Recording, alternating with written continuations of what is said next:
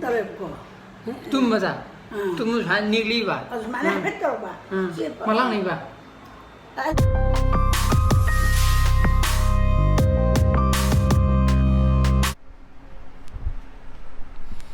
아이다 chano panan chili jama gi online class ne ko mo ije upload tawra ga file je ta yaw da ba yaw ba ko mo online class du mo school na amuk recheck to bo di khang de ado hap ti dum hapak te ba natra bunga ha ado good morning guys, welcome back to my channel. Ma'am nungai bine khali ko ado mana ngarang de gi magi kwaktin gi ma baim lei magi longa ma ko mo ni de hale chaye anira amara adu ngarang de gi aniga ya aniga ne ha okay aduna lauru chi nang ngarang da ge haiba e piro me cha ge kra ha tos ne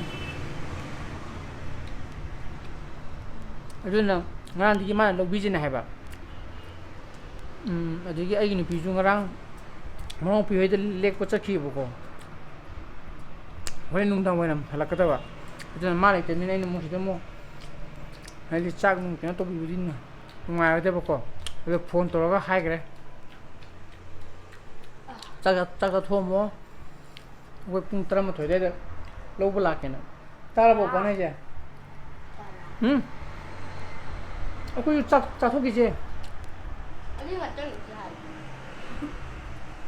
to aduga ngarang duma ngarang gi video duma blog duma upload to bayam na theng re ko pung 10 minute ni phum ngamuk taram duma le ngarang kai gi no da ngang je ditin to bodo muk soi dena haide phal do mu en di save to re khala ga thamma bodo save trom dra ba aduna mu na mu diting to re adu mu upload to bo khorpa ga to bodo matam du yamna chang thok khare bo ngarang je ai ngarang je khrang na bu upload to ne di khala ga dum lai thu bu ne ba du ga upload to no gi processing to ge na render to ge to ba kan da photo yu yom da bu ne ke di nang du ba ha ka aduna lai betul ton gi tak to ba okay ga jam sa sara mi nya ga di da su tham với kenya no koi ga 남편은 irum lai di bu za cái đó cover đó mà ngân là sẽ lấy dùng để cover là đang ngân là hai mươi đấy o khabari thadi thadara me hara ba ada rồi mà cái gì ngân là ngân thật đó oi kana lo do cái nhà ăn một cái rồi 많은 나보다 저쪽보다 보다 안 돼. kojo amado lai pa lo cha tho ni sa sak sa tho ne do ko tin ma bai do lo yu gi to bu ne अरे सचिव लाना office चलो रो दोबरा cha la lo na hai ri ngarang di ma ai nung do ro ni 많이 ba 나도 몰래네. 마상 못다. काम मरी पे ये मरी तरह आपके काम तरह कौन हो गया dina musar pito makana one lipe mali za 원래 to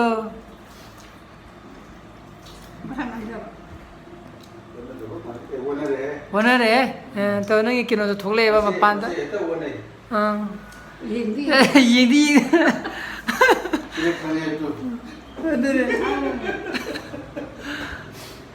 चले तो काम कर चले तो वो ना वो aduna na ying da lili ke do आई तो ये अंगा ली दिन चुम्मा बने ना as ajegi kino macro men thabduna ma pan thang madam ni na manung thang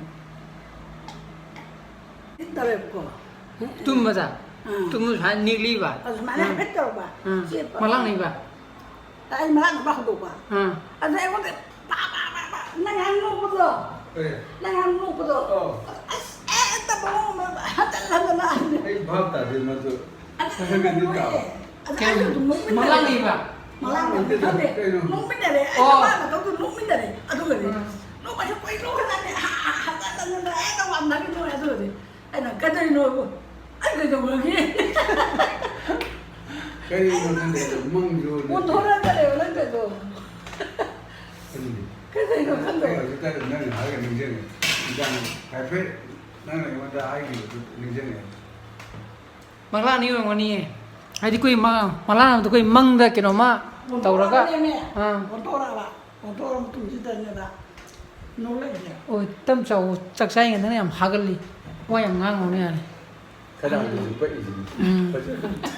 아니요, 일단 나가면. 까이다. 그래. 잘해. 아 그래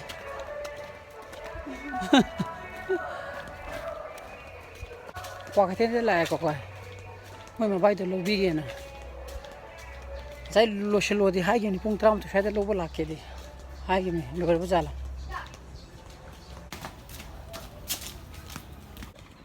nó sẽ bù nó hai trò ha cũng sẽ bù nó hai trò vào hai hay đấy à chân ninh đi rồi vào Saning ha Saning chắc thì chơi con à đó là Hai bikin nó phải phải cái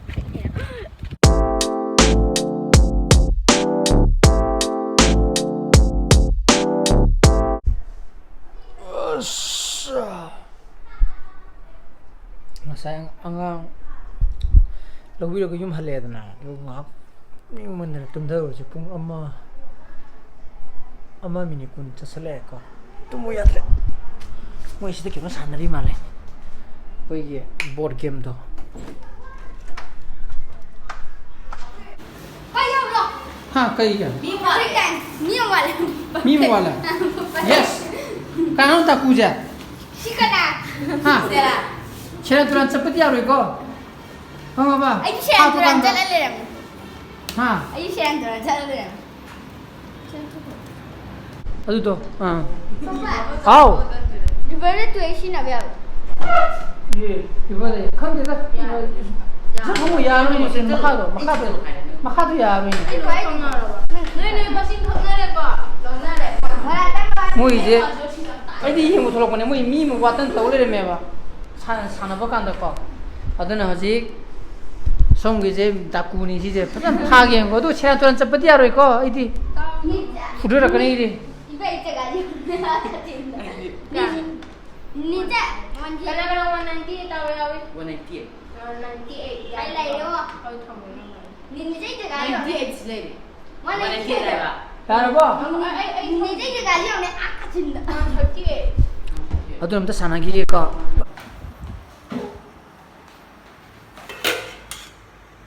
지금 내기 허블을 해가 되게 시즌에 이름에 감이지 이름 어머마 아이기마 샤나바기마 도이마 바이기인가 미기 좀 베케라 홈네 하우리지 바당 시디 미기지 그렇구나 하우비고 난가이나 하우버되기 하우가 많아데 머리를 수그래고 감이지 이름제 어디다 항도간데도 오염돼보고 어디 얘게 어디기 태빙 와시나 비베 비스 마사마사 있는 소리래 그러니까 이름제 무능제 물론들에 보고 어디나 시기 된 곳에 합설라가 뭐 시골문가 합설되나 하나 어디도 머리 됐다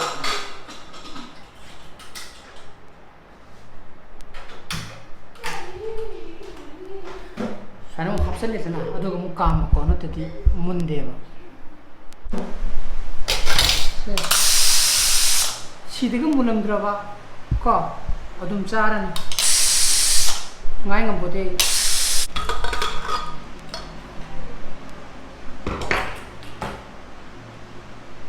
물래 타고 보고 빠집적이지 Tránh cột bà. Thế này chay kiểu quắc ngay thằng lúa là.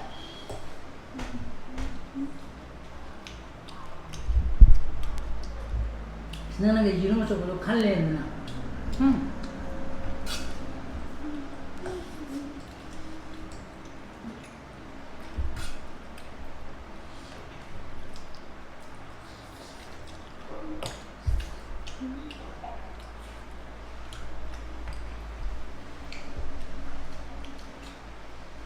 Thôi rồi.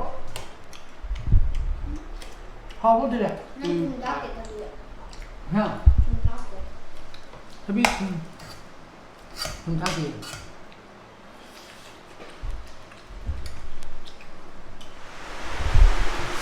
또 농 가잖아 하이다래 봐. 그러봐. 아이나 아이가 이제 싸무기는 하이버네 그 바나 싸무기나 먹고 혹시 만학다 가르와서 sakhinne ba. 또 주리조 번농 땄다.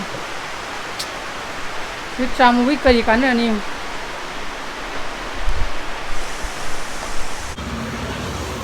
aduna anamba matamda ko ai karje chambakan nong ite churakane ba chambal loraga nong churakani khangde adi chambal loraga halakpad nong churakani khangde adum chugane ba ko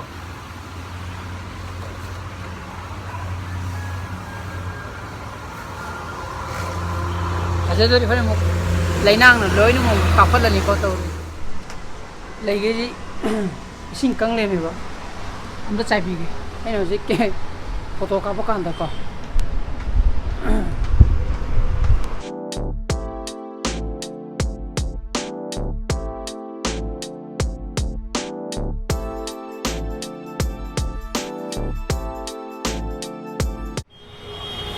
loire ko odo sidar lei ba lei je khakna te ba a mathak te yum mathak te ju lei khara lei ri ba ko madu je adum anam matam da koi boy na dum sabe mal songi ma pan de le bi nung sa na phu ba ga ai ta khara ta kang le me ba ko nong ni ni sing hek sabi te ba ta thammo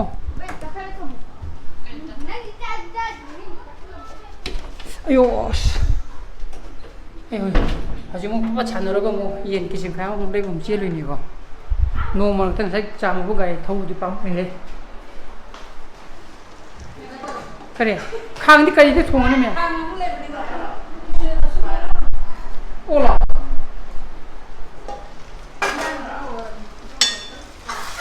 얀 알루니 뭐 하세 자 oh iya deh, yang melihat sih. Tanam baru meni media deh.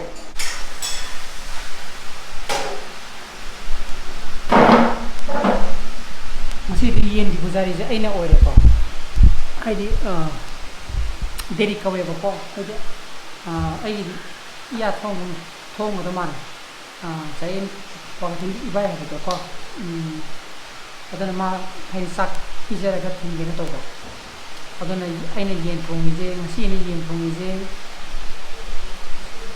다 떡기 맞둥더라. 그러니까 저 힘이 맞둥더 오래 보니까.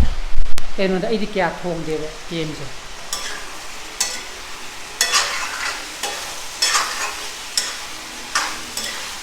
하나 뭐나 그 나오가 여기 아이 게임을 통하는 거 봐.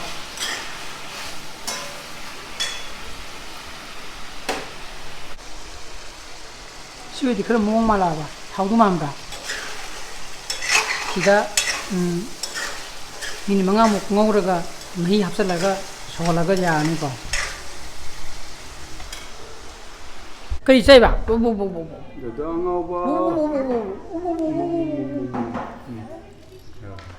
Ngô chỉ cái gì cái tiền này?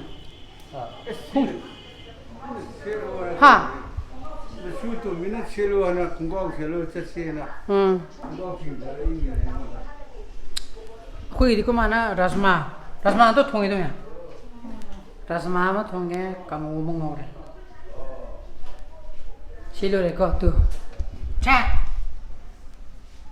How Gadre हो lower में जी other मोय नहीं हाने पिजे थोगे अंगान ही जे how bro मामा थोंग बजा हां how bro बा मुरोटी kilo इने profit है आले रे ha soalnya yang haibe wani ne tilo wale tilo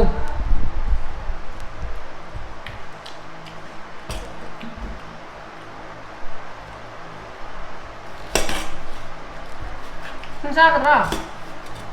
빌로우. 빌로우. Below. 싸가더라.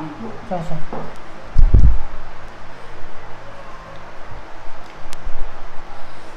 하오 공아. 그 통지 하오 그래. 하오. 이게 뭐야? 와우. 좋았어. Vai comer no outro. 하오. 하이디 마마 로 잡아다. 하오. 하이디. बस न पैथुरे तल्ले तू बचे न पैथुरे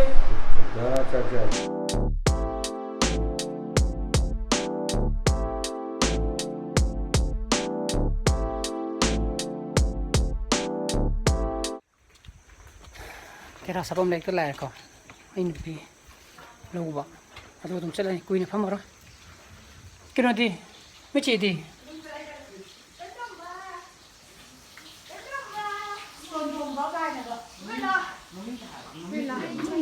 चल से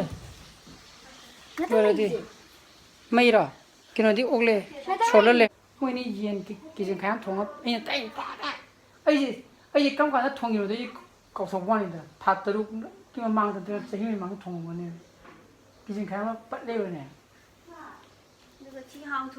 थोंदरे क्यों नहीं था कुमी इनेना चाक पिजे चलो है बा आई साना चके मा हाई ngam येन तो हल्ला संगा येन तो पिजे दिन पुंग तो तारे ने ये साना हर पकाने के किसिम खा ले फोन जी फोन लाइन ने चंचन ने Kasi magi. अजी युम द हल्ले को अंगांग जुजु थादा बेरमे अदेगा इनु पिजे ने तेरा सपम लेते कि फारा पड़ेनी को मतलब से adana blogs ngasi blogs di matang is roshin sarake blog shu pami buthola di like to biromo share to bio ano views su biragana subscribe to bio ko hengi blog to muk thener sin krisana fazab zali bio so please be safe and be healthy bye bye